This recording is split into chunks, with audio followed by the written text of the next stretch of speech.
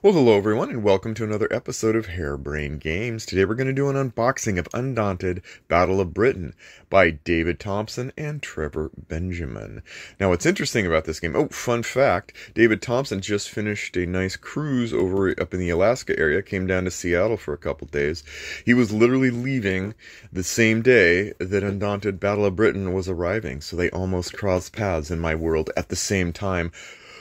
Influential, consequential, confluential? I don't know. But anyway, fun fact aside, this is his game as well as Trevor Benjamin, the unsung hero we often forget. David Thompson's so popular with so many of his games, War Chest, and a lot of his Valiant Defense series, and he's been working on so many things. But Trevor Benjamin is awesome in his own right as well. Let's open the box. Whoosh! For those of you familiar with the originals, the Undaunted series of Normandy, North Africa, and Stalingrad, you will find that these are not squares. They're not square terrain at all. We have moved up in the world. So anyway, we've got, looks like we've got almost 99 Luftballons. Got some cloud cover, and this is new. These units now are not just circular units or groups. They represent a single fighter and the crew, etc.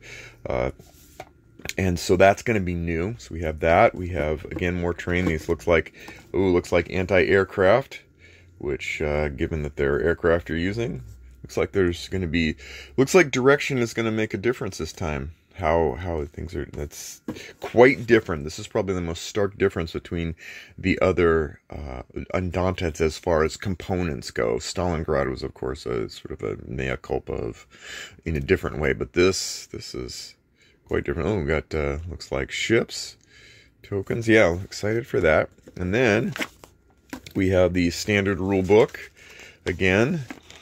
I like this. I like what they're doing here. Love the art. Always love the art.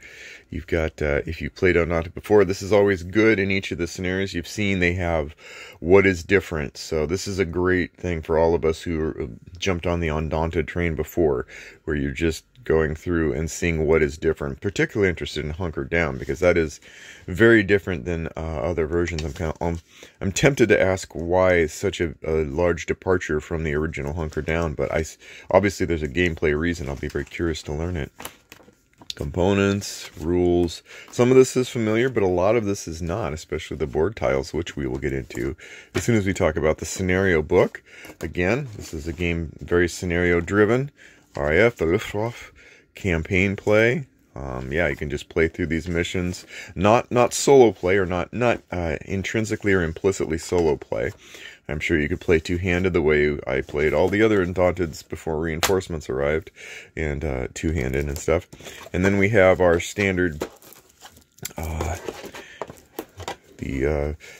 the RAF here. You've got their cards. Looks like they've got a little bit different nomenclature. We have command, I guess there's communicate, coordinate, guide. Some different terminology, custom and unique to this game, it looks like. Squadron comms.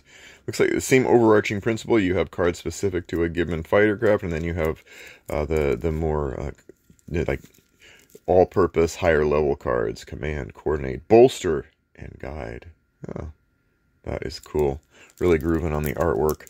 All right, you have D10s, and again, I've been interested in some of the comments about these D10s and how why D10s, why I don't know. It's cause, and why is it 0 and not 10? We can put 10s on there now. I don't know, cause nostalgia, tradition. Here, we're very traditional about having tradition.